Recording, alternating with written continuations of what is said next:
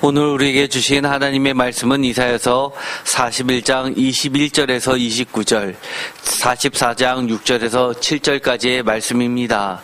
제목을 다 함께 읽어보겠습니다.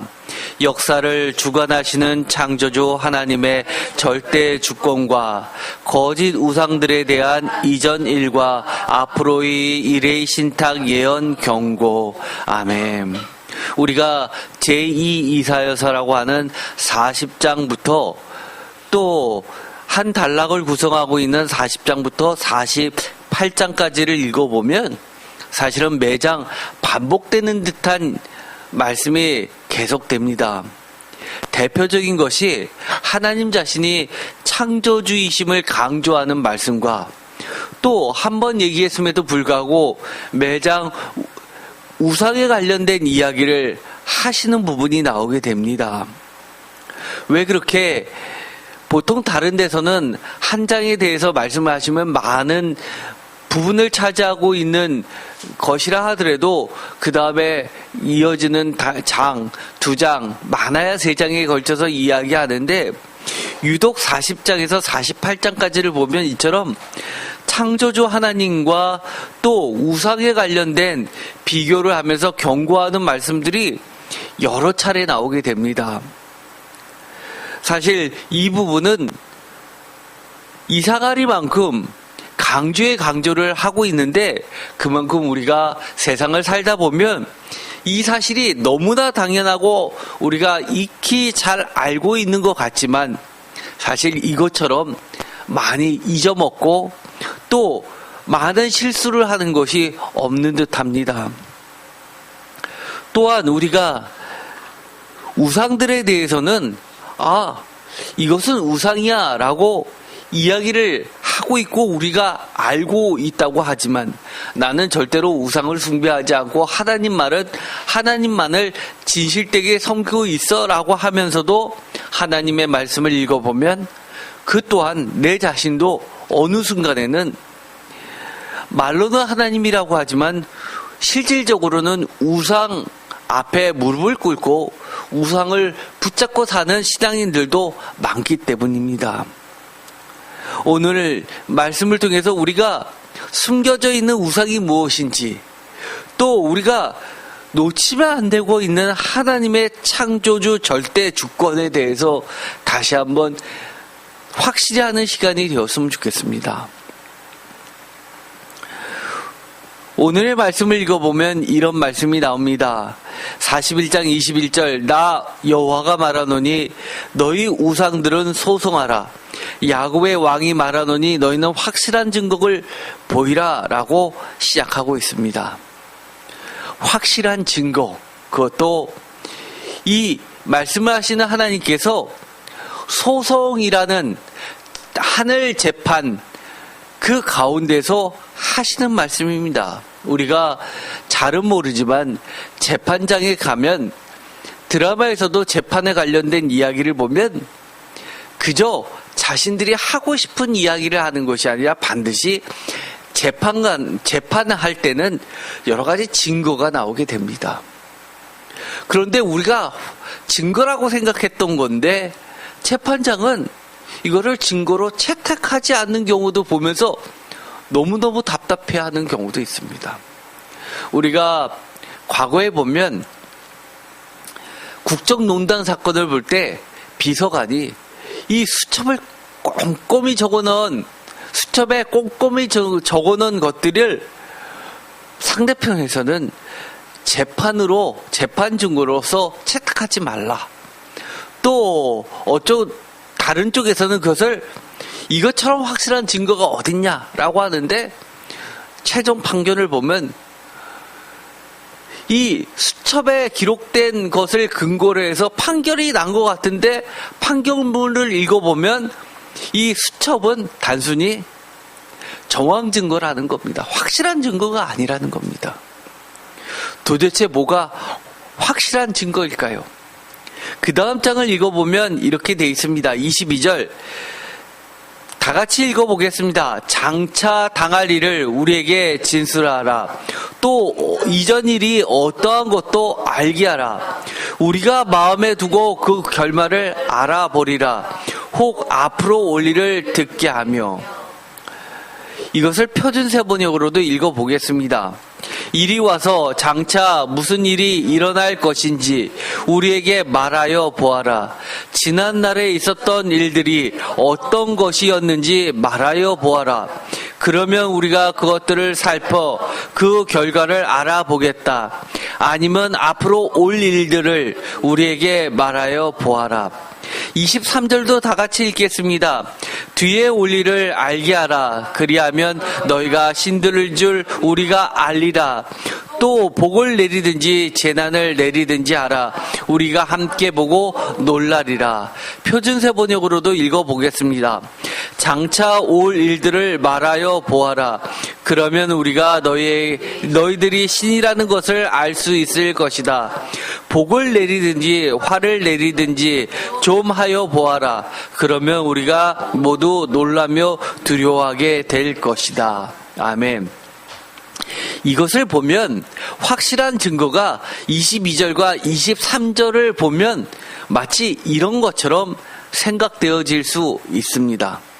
아, 미래에 대한 어떤 장차 당할 일, 23절을 보면 뒤에 올 일을 미리 예견해서 이야기하고 시간이 지나고 그것이 정확하게 이루어졌는지 그 결말을 보고 맞으면 이것처럼 확실한 거, 틀리면 이것처럼 확실하게 잘못된 것을 분별하는 무엇인가처럼 생각하는 경우가 많이 있습니다. 그래서 우리가 이 성경책을 정확하게 읽지 못하면 이렇게 착각하는 경우가 있습니다. 마치 점쟁이들이 점을 쳐서 이것을 맞추면 와, 진짜 신의 종이네. 그리고 우리가 목사님을 만나서 기도 부탁을 하면 목사님이 탁탁탁탁 맞춰서 우리의 갈 길을 얘기를 해주면 정말 능력이 있는 목사님이다. 하나님의 종이다. 이렇게 생각하는 경우가 많이 있을 수밖에 없게끔 우리가 성경을 읽어 나갑니다. 과연 그럴까요? 그런데 우리가 이 말씀을 가만히 읽어보면 재미난 부분이 있습니다. 표준세 번역으로 보면 이렇습니다. 장차 무슨 일이 일어날 것인지 우리에게 말하여 보아라. 지난날에 있었던 일들이 어떤 것인지 말하여 보아라. 그리고 나서 그러면 우리가 그것들을 살펴 그 결과를 알아보겠다. 아니면 앞으로 올 일들을 우리에게 말하여 보아라. 그러면 장차 올 일들을 말하여 보아라. 그러면 우리가 너희들이 신이라는 것을 알 수 있을 것이다. 복을 내리든지 화를 내리든지 좀 하여 보아라. 그러면 우리가 모두 놀라며 두려워하게 될 것이다. 다시 읽어도 자꾸 우리 눈은 장차에 일어날 일들, 뒤에 올 일들, 이것에 눈이 꽂히게 됩니다. 반면에 과거에 있었던 일들, 지난날에 있었던 일들에 대한 이야기 부분은 건너뛰게 됩니다. 사실 이사야서 41장 21절에 있는 확실한 증거란 무엇일까요? 우리가 흔히 이야기하는 예언은 한마디로 신탁이죠. 영어로 하면 오라클이라고 합니다. 그래서 이것을 보면 사실은 우리가 일기예보할 때 이 예자를 많이 씁니다. 많은 사람들이 그렇게 예언이라고 이야기를 합니다. 그러나 사실 신학자들이, 성서학자들이 보는 예언은 그런 일기예보할 때 예자를 쓰지 않고 맡길 예자를 씁니다. 이 맡길 예자는 사실 예금할 때 쓰는 예자입니다. 그래서 앞으로의 예언할 때, 일기예보할 때 앞으로의 일을 예측할 때 쓰는 이 예자는 한자를 보면 코끼리 상자에 들어가는 글자가 들어가 있죠. 영어로 하면 프로피시라고 하죠. 미리 점을 치듯이 맞추는 건데, 이 성경에서 이야기하는 이 예언이라는 것은 글자가 다릅니다. 바로 이처럼 맡길 예자를 써서 예언이라고 합니다. 그래서 하나님의 말씀을 맡겨놓은 것을 예언이라고 합니다. 사실 왜 이렇게 다른 글자를 쓰냐 하면 이것은 히브리어의 이 예언을 마사라고 하기 때문에 우리가 여러 차례 이거는 사실을 했었죠. 마사, 이거의 원래 본 뜻은 1차적, 항상 무슨 단어든지 1차적 뜻이 중요합니다. 1차적 뜻이 짐입니다. 무엇인가를 맡겨놓은 짐. 그래서 이 짐에서 출발해서 이것이 예언으로 바뀌게 됩니다. 즉 하나님의 종에게 하나님의 말씀을 맡겨둔 것, 이것을 예언이라고 하고, 이 예언자는 하나님이 맡겨두신 그 말만을 전하는 것을 예언이라고 합니다. 그래서 예레미야 선지자 같은 것은 하나님이 말하라라는 것을 말하는 것이 사명입니다. 그러다 보니까 많은 핍박을 당했죠. 가족으로도 핍박을 당했습니다. 왕으로부터 죽임을 당할 위험에 처해집니다. 왜요? 사실 하나님의 말씀은 우리가 좋은 이야기만 많이 있는 것 같지만 사실은 심판의 이야기가 훨씬 많이 있습니다. 그러다 보니까 사람이 바보입니까? 내가 이 말을 했을 때 상대방이 어떻게 나올지 반응을 예측 못하는 사람이 어디 있습니까? 웬만한 사람은 다 압니다. 내가 이 말을 했을 때 이것이 나에 대한 공격으로 돌아올 것인지 어떤 결과가 있을지 다 예상합니다. 왕 앞에서의 예언은 사실은 목숨을 내걸고 하는 예언이죠. 세상도 마찬가지입니다. 많은 크리스찬들이 회사 생활할 때 하나님의 말씀을 있는 그대로 전하면 어떻게 됩니까? 왕따 당하고요. 그리고 사람들이 싫어합니다. 저도 마찬가지였습니다. 정말 어렵게 대기업에 들어갔습니다. 신입사원이었는데 얼마나 주변에서 핍박을 많이 했는지 모릅니다. 우리 회사에 크리스찬이 딱 3명 있었는데 다 나갔다고, 못 견디고 나갔다고 그렇게 늘 얘기했죠. 그러면서 그렇게 하나님 섬기고 살려면 목사가 돼야지 왜 이렇게 영업사원이 됐냐고, 술도 안 마시면서 무슨 영업사원을 하냐고 얼마나 핍박이 많았는지 모릅니다. 그런데 그 사람들의 예언처럼 제가 이렇게 먼 훗날 목사가 되려는 건 저도 상상 못했습니다.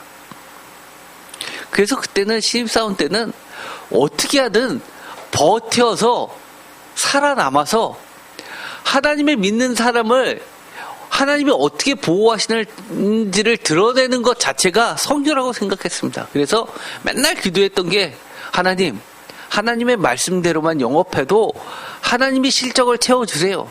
그래서 사람들이 깜짝 놀라게 해주세요. 그런 기도 얼마나 많이 했는지 모릅니다. 하나님의 은혜로 저는 그 그룹에서 가장 실적이 좋은 사람이 됐습니다. 그 당시에 그룹 전체에서 실적 1위였으니까요. 그러다 보니까 2년 연속 S를 맡고 그것 때문에 결국은 또 회사에서 유학도 보내줬습니다. 사실은 하나님의 말씀을 맡아서 그것을 실천하며 산다는 것은 자기 목숨을 내놓는 말입니다. 그런데 재미나게도요, 이 맡길 예자를 보면 사전을 차려보면 미리 예자도 있습니다. 왜 미리 예자가 있을까요? 이게 맡기다이지만 그 밑에 보면 이 예상할 예자와 통자라고 합니다. 이 통자라는 게 뭘까요? 이게 한문에만 있는 매우 독특한 단어인데요. 이 통자에 대해서는 설이 많이 있습니다. 예를 들어서요, 이 예상할 예자와 이 맡길 예자는 엄연히 봤을 때 글자는 다릅니다. 근데 소리는 똑같죠. 그러다 보니까 어떤 사람이 누가 이 예금할 때 예자를 써야 되는데 헷갈린 겁니다. 그래서 이 예금할 예자를, 맡길 예자를 못 쓰고 예상할 예자를 써놓은 겁니다.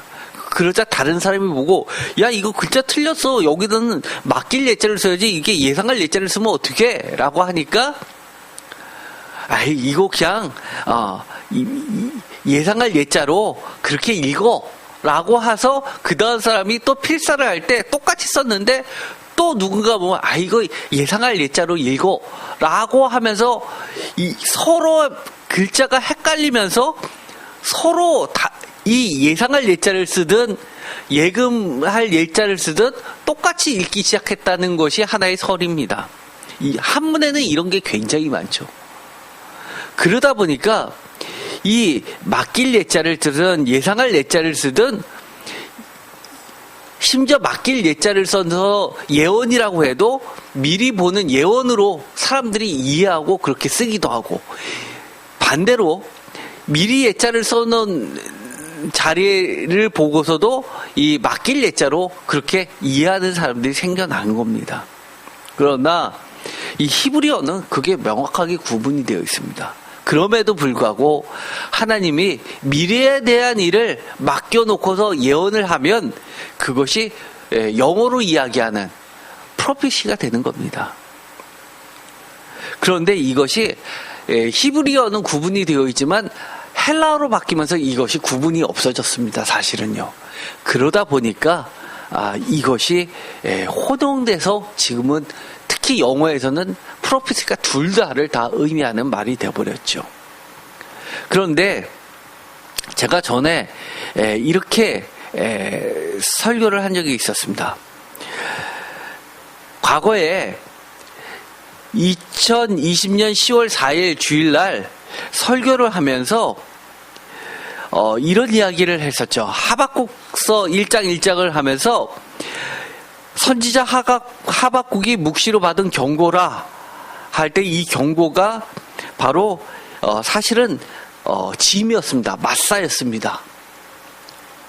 그래서 이것을 근거로 해가지고 제가 여러 가지를 설교를 한 적이 있었습니다. 그래서 이때 했었던 블로그에서 이거를 찾아서 이것도 반드시 읽어보십시오. 그러면서 제가 발전돼서 드렸던 말씀이 예를 들어서 이겁니다. 신약에 와서 예수님의 말씀인데 이게 굉장히 요즘에 교회에서 잘못 설교하고 있는 대표적인 것 중에 하나죠. 예를 들어서 마태복음 11장 28절에 예수님께서 수고하고 무거운 짐진 자들아 다 내게 오라 내가 너희를 쉬게 하리라 라고 하면서 29절 나는 마음이 온유하고 겸손하니 나의 멍에를 메고 내게 배우라 그리하면 너희 마음이 쉼을 얻으리라. 30절 이는 내 멍에는 쉽고 내 집은 가벼움이라 하니라. 이게 가장 대표적인 겁니다. 멍에치고 솔직히 가볍고 쉬운 게 어디 있습니까? 사실 이거는요 예수님이 그 당시에 아람어를 썼는데 아람어하고 히브리어는 매우 비슷한데 나중에 이것을 헬라어로 기록하면서 멍에를 사실 마사에서 나온 건데 이것을 짐이라고 한 겁니다. 사실 이거는 엄격히 이야기하면 하나님의 말씀을 맡으신 예수님의 말씀, 이것은 예언의 말씀인데 예수님의 예언의 말씀 교훈은 가르침은 유대인들이 전하는 그 유대교의 짐과는 하나님의 말씀하고는 틀리게 매우 쉽고 가볍고 실천하면 우리에게 오히려 짐이 되는 것이 아니라 우리를 해방시켜주고 자유롭게 되는 말씀이라는 겁니다. 사실 그래서 기독교 초기에는 유대교와 기독교는 구분이 안 돼 있었기 때문에 특히 1세기와 2세기 때는 그것이 매우 혼용이 된 형태로 많이 남아 있습니다. 그래서 초대 기독교 역사를 보면 유대교적 기독교가 있는 반면에 기독교적 유대교도 있었습니다. 그런데 점차 유대교적 기독교에서 기독교로 발전되면서 철저하게 예수님이 말씀하셨던 자유와 개방과 이런 하나님의 말씀의 확대된 형태가 고정화되면서 그러면서 유대교와 완전히 분리가 됐죠. 요즘에도 사실 안식일교 같은 경우는 사실 순수한 기독교적 모습이라기보다는 어떻게 보면 유대교적 기독교의 형태가 아주 강한데 유대교적 기독교보다도 더 유대교적인 사실 형태를 띠고 있죠. 유대교적 기독교는 주일을 지킵니다. 근데 안식일교는 주일을 안 지키고 안식일을 지키죠. 그거는 사실은 태보한 형태입니다. 제가 천주교도 사실은 많은 이들이 기독교로 보고 있지만 저는 사실은 천주교를 기독교로 보고 있지 않은 아주 보수 기독교입니다. 사실은요. 그렇게 보면 안식일교도 기독교로 저는 보고 있지는 않은 겁니다. 왜냐하면 지금 이 마사라는 예언의 말씀이라는 것을 근거로 하고 있기 때문입니다. 자세한 거는 그때의 말씀을 보시고요. 오늘의 말씀은 이겁니다. 하나님께서 이사야 선지서를 통해서 말씀을 전해주셨습니다. 그런데 확실한 증거라고 하는 것, 그러면서 참신과 우상을 구분하는 이 하나님의 말씀, 이것이 뭐냐는 겁니다. 우리가 단순하게 생각하는 것처럼 장차 당할 일을 일기예보하듯이 미리 점치듯이 아는 것을 확인하는 것을 통해서 하나님을 구분하는 것이라면 이것은 우리가 경계해야 됩니다. 여기 보면 22절에 보면 분명하게 뭐가 있냐면 또 이전 일이 어떠한 것도 알게 하라라는 말씀이 있습니다. 우리가요 착각하기 쉬운 게 있는데요. 하나님의 말씀을 예언이라고 할 때 첫 번째는 뒤에 올 장차 당할 앞으로의 일의 예언도 있지만 두 번째 지금처럼 이전 일의 예언 신탁도 있다는 것을 반드시 기억하십시오. 왜 이것이 중요하냐?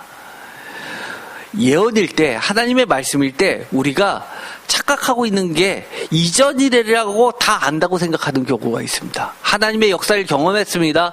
과거의 일은 우리가 다 안다고 생각합니다. 여러분 그러신가요? 경험했다고 다 올바로 해석할 수 있습니까? 저는 절대로 그렇지 않다고 늘 이야기하죠.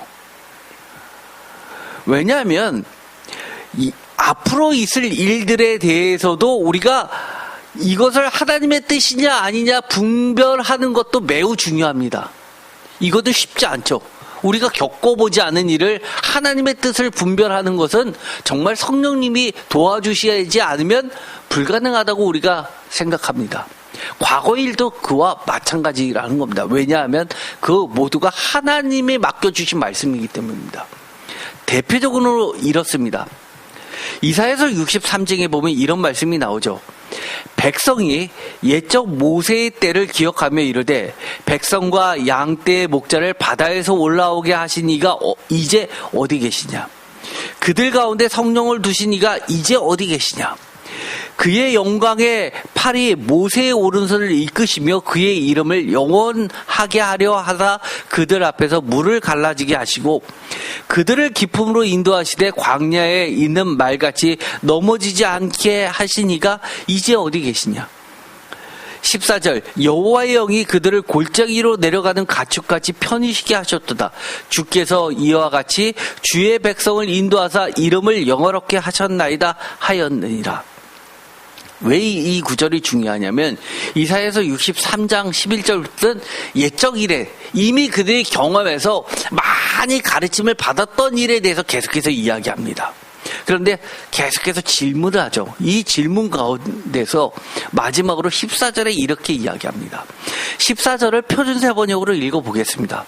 주의 영이 그들을 마치 골짜기로 내려가는 가축떼처럼 편히 쉬게 하시지 않았던가 질문을 하고 나서 그 다음 말입니다. 다 같이 읽겠습니다. 주께서 이렇게 주의 백성을 인도하셔서 주의 이름을 영광스럽게 하셨습니다. 아멘. 옛적 일을 경험했는데 옛적 일을 이렇게 이야기하는 것은 결론적으로 옛적 일을 기억하라는 것은 주께서 이렇게 주의 백성을 인도하셔서 주의 이름을 영광스럽게 하셨다는 그 결론입니다. 그런데 이것을 모두 다 인정하느냐? 그렇지 않다는 겁니다. 이스라엘 백성들이 하나님을 믿는 이유 어떻게 보면 이거였던 것입니다. 어려움을 겪었습니다. 어려움을 겪어서 문제가 생겼는데 그 문제를 해결해 주셔서 하나님이다 라고 인정해서 믿습니다. 또 시간이 지납니다. 광야 기간을 통해서 또 어려움을 겪었습니다. 불평합니다. 하나님이 맞아라고 하실 때 또 그 어려움을 해결해 주셨습니다. 아, 진짜 하나님이네. 이런 일이 계속해서 반복됐습니다. 이사야서 46장의 9절과 10절에 이렇게 말씀을 하십니다. 너희는 다 같이 읽겠습니다. 옛적 일을 기억하라. 나는 하나님이라. 나 외에 다른 이가 없느니라. 나는 하나님이라. 나 같은 이가 없느니라. 내가 시초부터 종말을 알리며 아직 이루지 아니한 일을 옛적부터 보이고 이루기를 나의 뜻이 설 것이니 내가 나의 모든 기뻐하는 것을 이루리라 하였노라. 아멘. 앞으로 시초부터 종말을 알리며 아직 이루지 아니한 일을 언제부터요? 옛적부터 보였다고 이야기하면서 너희는 옛적 일을 기억하라는 겁니다. 우리가 과거의 일을 경험시키게 하신 하나님의 그 뜻은 어디요? 우리가 겪어보지 아닌 아직 이루지 아니한 종말에 대해서 우리가 명확하게 우리의 입장을 정리하고 하나님의 뜻을 분명히 알고 오늘을 살아가라는 겁니다. 그러면 내가 겪어보지 않은 종말에 대해서도 우리가 두려워할 필요도 없이 흔들릴 필요도 없다는 겁니다. 그 시작이 어디라는 겁니까? 과거에 우리가 뭘 잘 몰랐을 때, 하나님을 정확하게 알지 못했을 때 옛적 일을 통해서 하나님을 경험하게 했었던 그 과거의 일이라는 겁니다. 이사야서 63장 7절 다 같이 읽겠습니다. 내가 여호와께서 우리에게 베푸신 모든 자비와 그의 찬송을 말하며 그의 사랑을 따라 그의 많은 자비를 따라 이스라엘 집에 베푸신 큰 은총을 말하리라.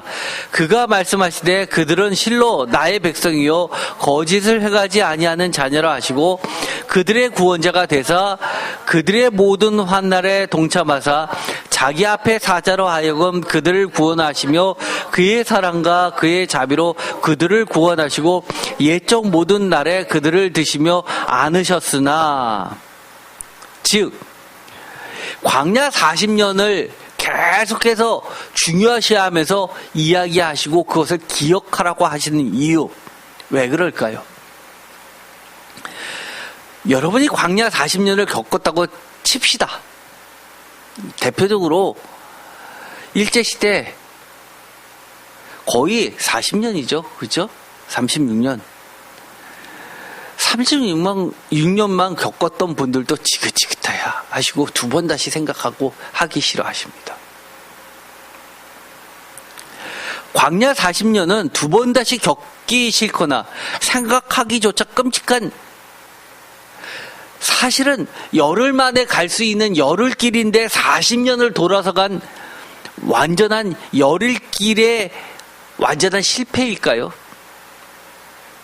사실 이 광야 40년은 이후 오늘날의 이스라엘이나 앞으로 있을 미래, 현대 및 미래의 이스라엘, 다른 말로 이야기하면 오늘날의 교회와 앞으로의 교회, 오늘날의 성도와 앞으로의 성도에게 있어서 광야 정신, 그야말로 신앙의 정체성의 핵심 중의 핵심이라는 겁니다. 즉 40년간 광야 생활 속에서 하나님이 어떻게 돌보시고 인도해 주시고 하나님 자신을 선민인 선택하신 이스라엘 백성, 이스라엘 민족, 새 이스라엘인 교회와 성도에게 자신을 드러내신 신앙의 정체성이라는 겁니다. 그래서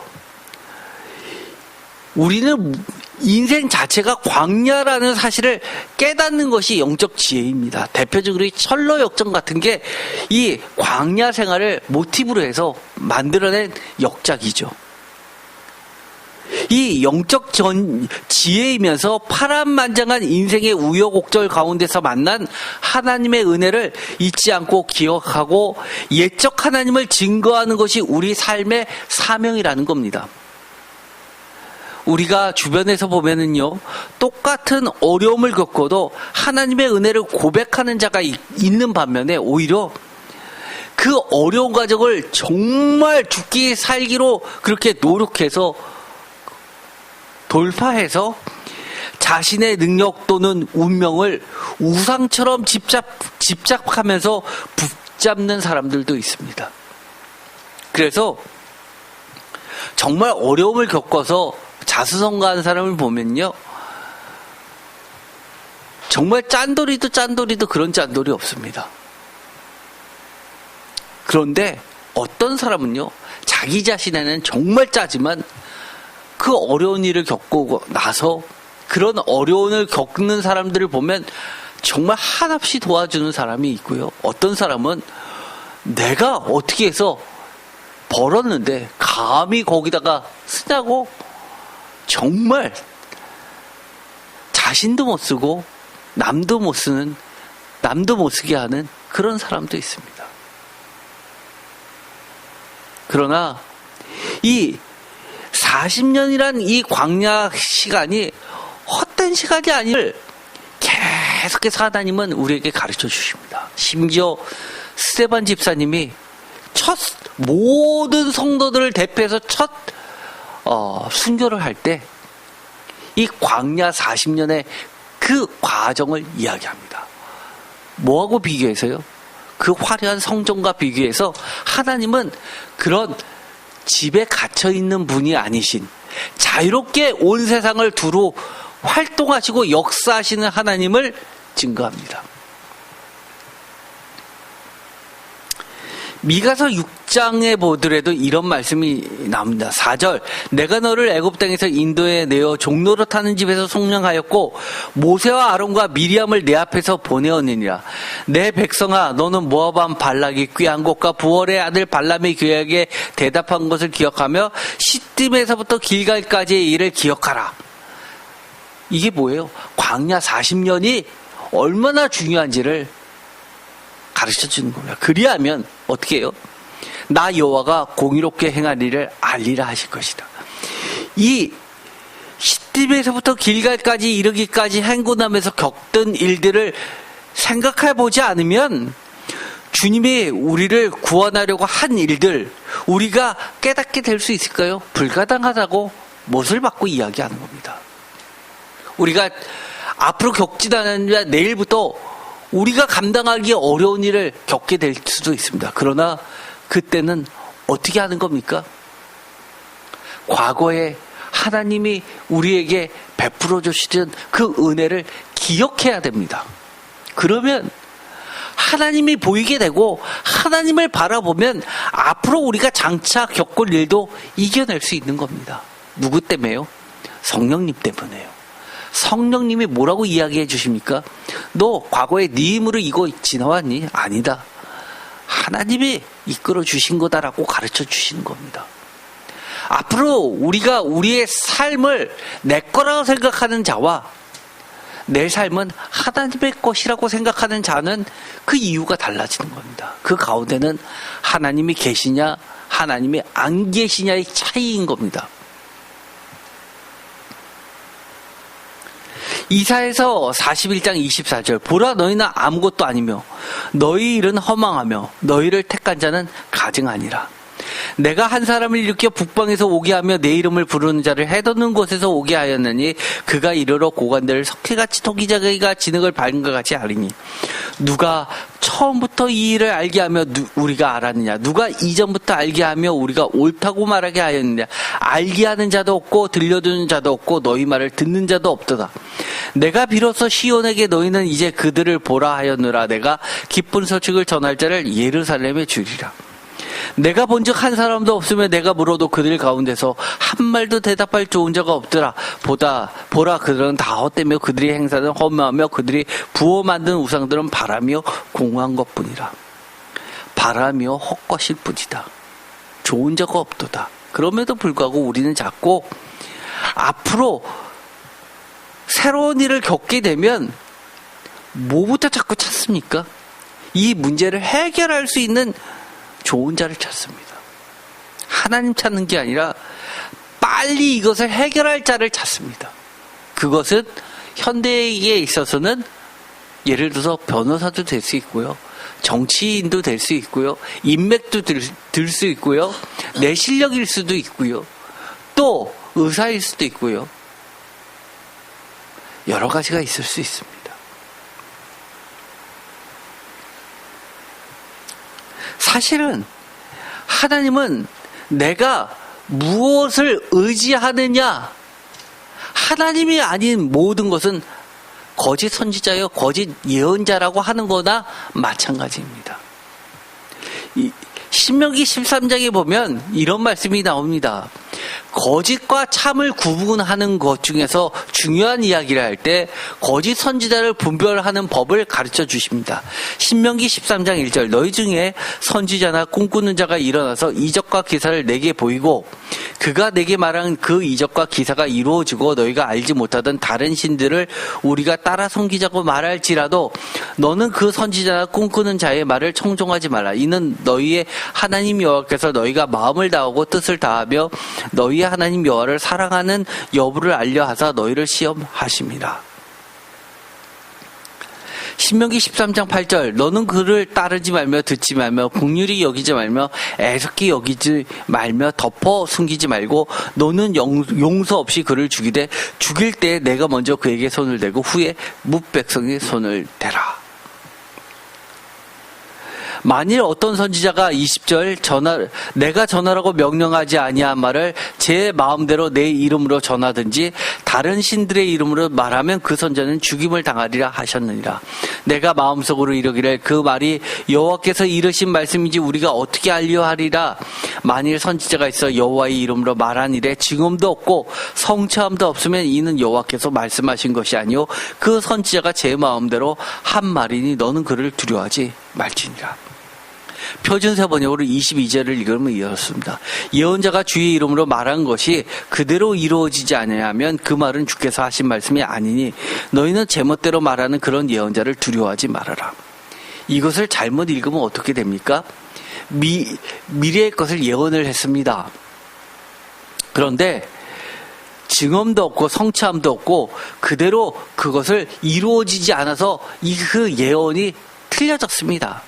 그러면 선지자가 제 멋대로 한 이야기니까 그 선지자는 거짓 선지자라고 이야기합니다. 이것을 읽으면 어떻게 들려지냐면 딱딱 맞추면 참 선지자, 딱딱 맞추지 못하면 거짓 선지자가 되는 겁니다. 반대로 이야기해 볼까요? 점을 쳤습니다. 예상알이 많고 딱딱 맞습니다. 참신입니까? 이거는 이렇게 읽으면 안 되는 겁니다. 우리가 성경책을 읽어보면요, 예를 들어서 예레미야서를 읽으면 이런 말씀이 나옵니다. 시드기야를 사실은 하나님은 공의로우시다라는 뜻을 가지고 있는 왕입니다. 근데 예레미야 선지자를 통해서 예언합니다. 내 인장 반지를 빼어서 그에게 줄 정도로 그렇게 정말 내가 세운 의로운 왕이 설 텐데 그의 말을 들으라고 합니다. 그런데 나중에 시드기야가 왕이 실제로 왕이 됐을 때는 어떻게 됐습니까? 하나님께서 남유다가 멸망하기 직전에 뭐를 선포하라고 했냐면 신년을 선포하라고 했습니다. 시드기야 왕은 정말 제데카 중간에 시드티그 기억으로 되어 있지만 제데카의 어근을 가지고 있기 때문에 하나님은 공의로우시니까 이 신년을 선포해서 종들을 다 풀어줬습니다. 그러면 남유다가 위기에서 극복될 줄 알았는데 여전히 남유다의 멸망의 위기는 가까웠습니다. 그러자 시드기야가 다시 그 종들을 다 붙잡습니다. 그래서 이런 핑계 저런 핑계에 대해서 고관들이 그 종들을 다 다시 자신들의 종으로 삼았습니다. 그러자 하나님께서 그 시드기야조차도 버리십니다. 남은 자 사상은 어떻습니까? 하나님께서 처음에 예언했습니다. 어디로 가지 말고 이스라엘에게 그래도 남아있는, 시온에 남아있는 자들이 남은 자라고 했습니다. 그런데 나중에는 어떻게 됩니까? 바벨론으로 가라고 합니다. 바벨론에 가 있는 자들이 남은 자가 됩니다. 그런데 더 시간이 지나서 어떻게 됩니까? 다시 이스라엘의 남유다의 시온에 남아있는 자들이 남게 되고 남은 자가 되고 그 먼 곳에서 그들을 불러내게 됩니다. 그러면 하나님이 왔다 갔다 하시는 겁니까? 아니요. 하나님의 말씀과 같이 하는 자들은 언제나 남은 자가 되는 겁니다. 우리 눈에 보기에는 하나님의 말씀은 안 이루어지는 것처럼 보일지 몰라도 사실은 하나님의 말씀은 일관되게 바로 서고 있습니다. 다만 하나님의 말씀을 빙자해서 나의 이해관계에 따라서 이렇게 저렇게 하고 있는 사람들이 문제인 겁니다. 하나님의 말씀은 한 번도 안 이루어진 적이 없죠.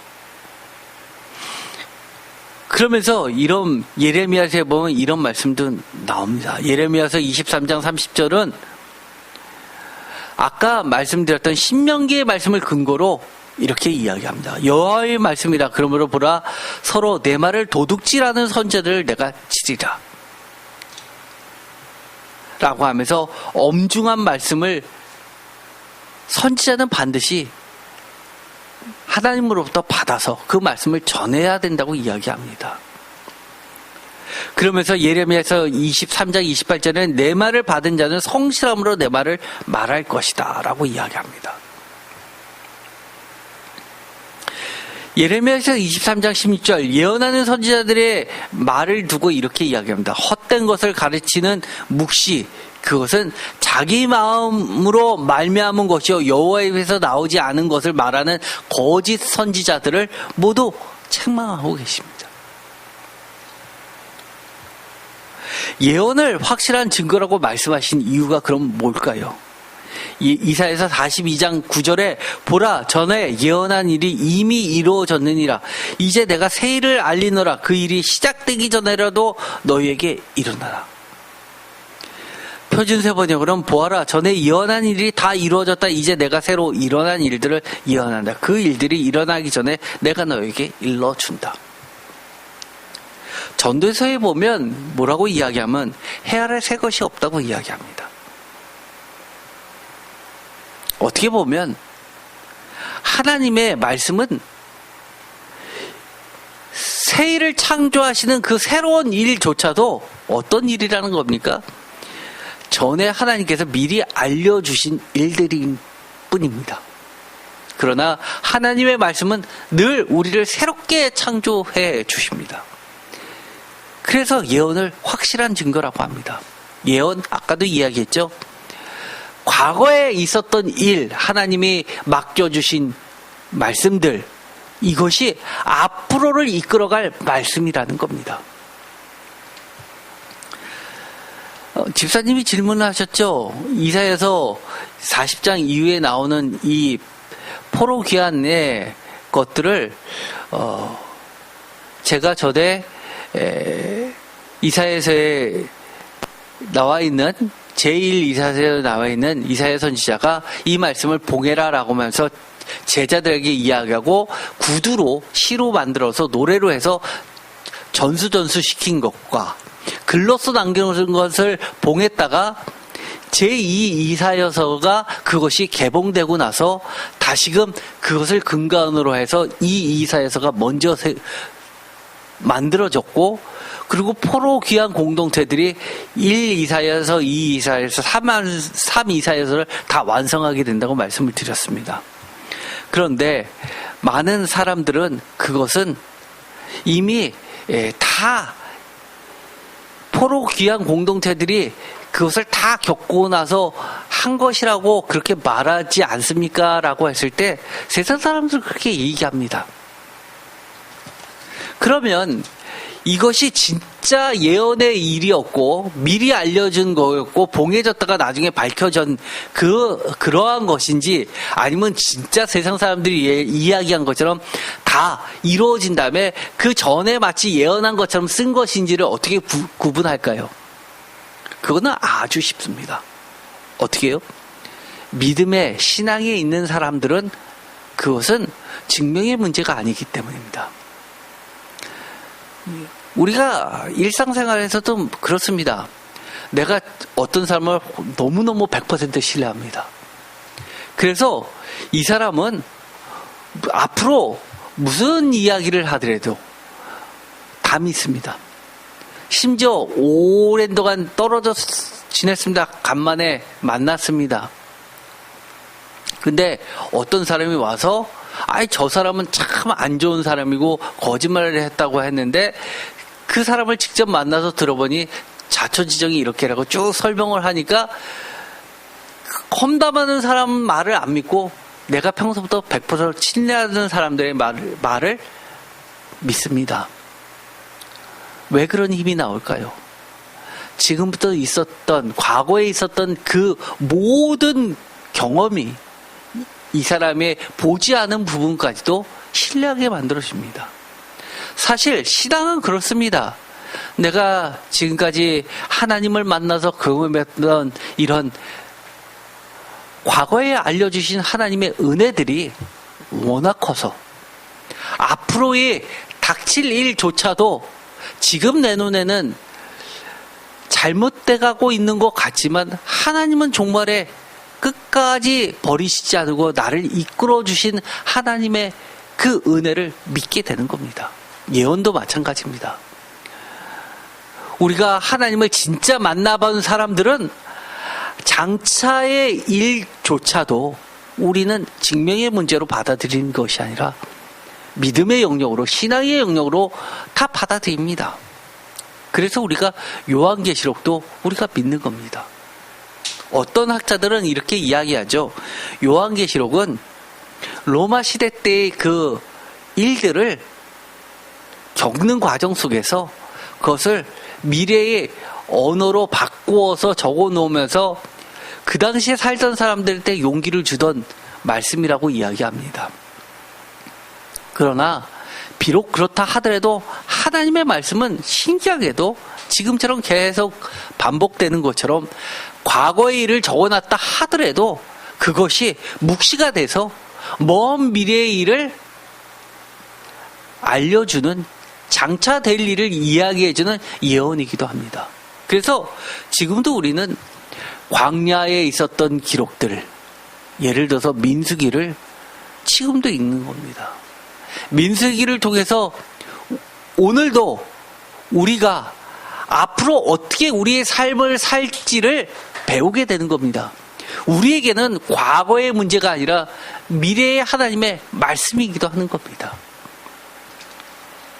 이사야서 42장 23절, 너희 중에 누가 이 일에 귀를 기울이겠느냐? 누가 뒤에 올 일을 삼가 듣겠느냐? 24절, 야곱이 탈취를 당하게 하신 자가 누구냐? 이스라엘을 약탈자에게 넘기신 자가 누구냐? 여호와가 아니시냐? 우리가 그에게 범죄하였도다. 그들이 그의 길로 다니기를 원하지 아니하며 그의 교훈을 순종하지 아니하였도다. 하나님은 언제나 우리에게 과거의 하나님의 우리에게 베푸셨던 그 소중한 만남과 은혜의 시간들을 통해서 앞으로 우리가 어떻게 걷게 되기를 기대하고 계십니다. 그래서 신앙은요, 어려움을 당할 때 문제 해결을 하라고 우리에게 주시는 게 아닙니다. 문제 해결이 다가 아니기 때문입니다. 그래서 저는 이런 분들을 많이 경계합니다. 어려움을 겪었습니다. 기도 부탁을 합니다. 당연히 함께 기도해야 되죠. 어떻게 될 것 같습니까? 자꾸 이렇게 점치듯이 그렇게 기도 부탁하시는 분들 계십니다. 저는 그거에 대해서 강력하게 반대하는 입장입니다. 자꾸 문제 해결로 신앙생활을 해 나가다 보면 하나님 만날 수 없습니다. 종말에 우리가 주님 만나야 되지 않습니까?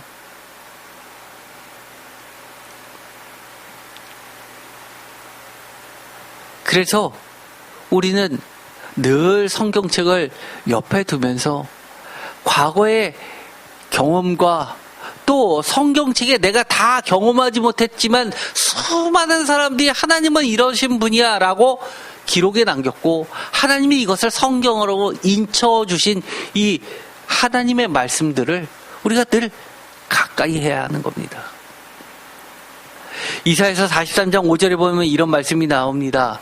두려워하지 말라. 내가 너와 함께하여 내 자손을 동쪽에서부터 오게 하며 서쪽에서부터 너를 모을 것이며 내가 북쪽에게 이르기를 내놓으라. 남쪽에 이르기를 가둬두지 말라. 내 아들들을 먼 곳에서 이끌며 내 딸들을 땅 끝에서 오게 하며 내 이름으로 불려지는 모든 자 곧 내가 내 영광을 위하여 창조한 자를 오게 하라. 그를 내가 지었고 그를 내가 만들었느니라.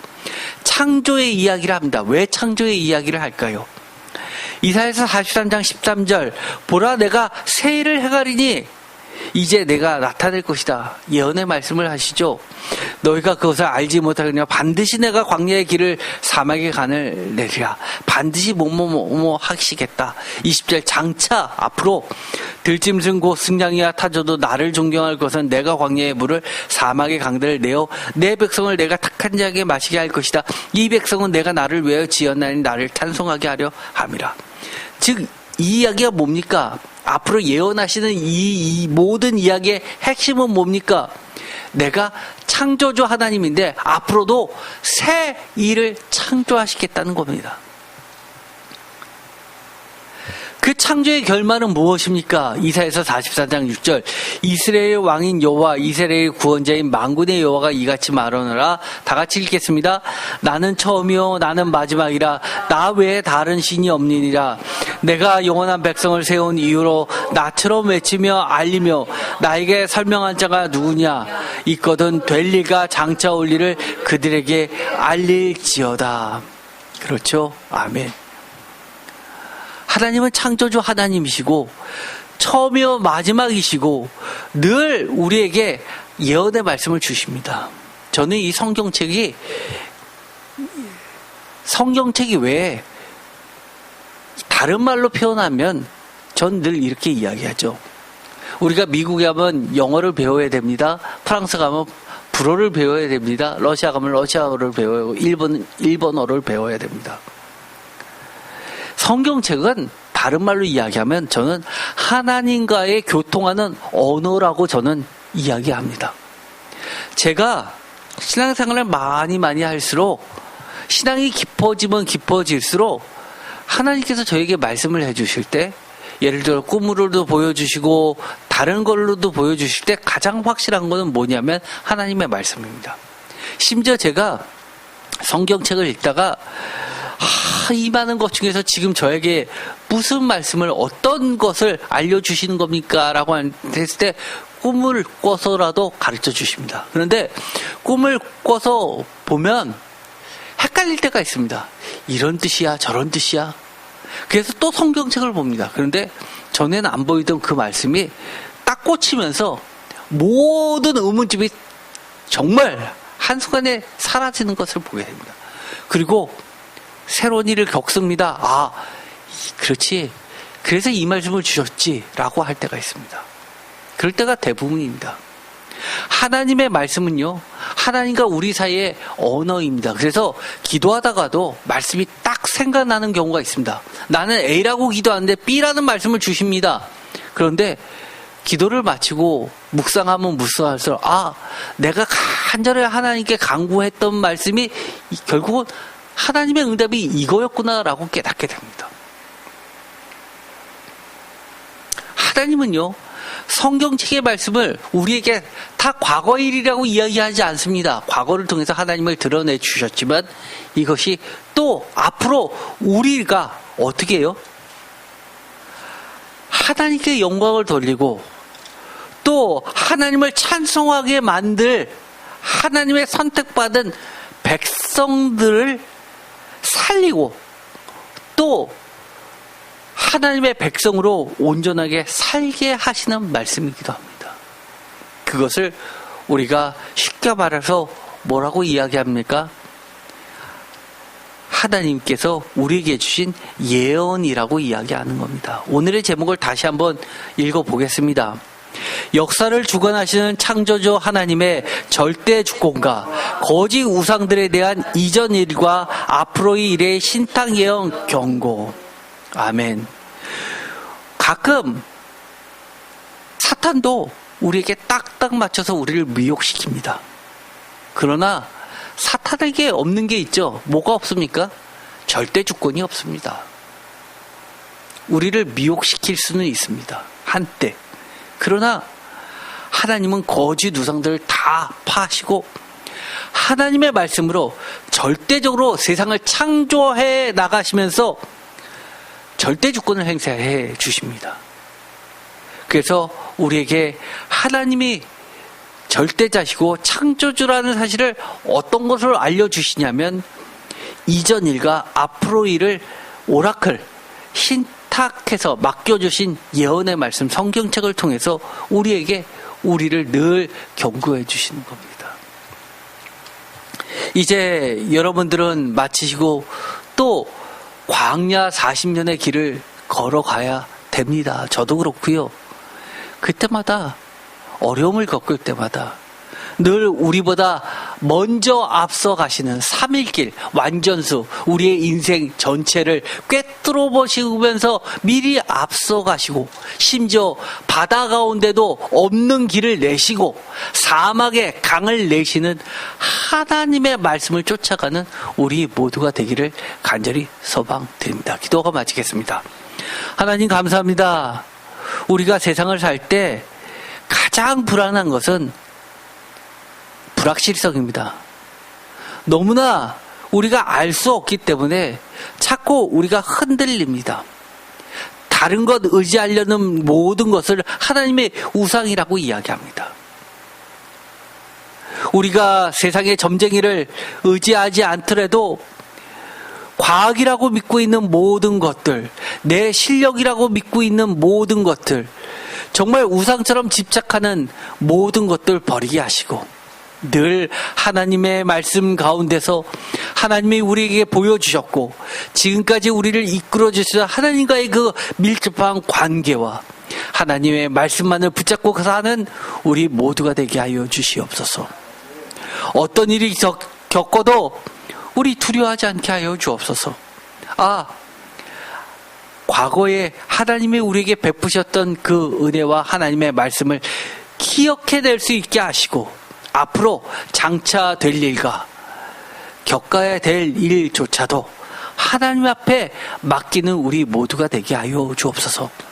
처음이요 마지막이요 역사를 주관하시며 우리 앞에 늘 새 일을 창조해내시는 하나님, 창조주 하나님만을 붙잡고 가는 우리 모두가 되게 하여 주옵소서. 예수 그리스도의 이름으로 기도드립니다. 아멘.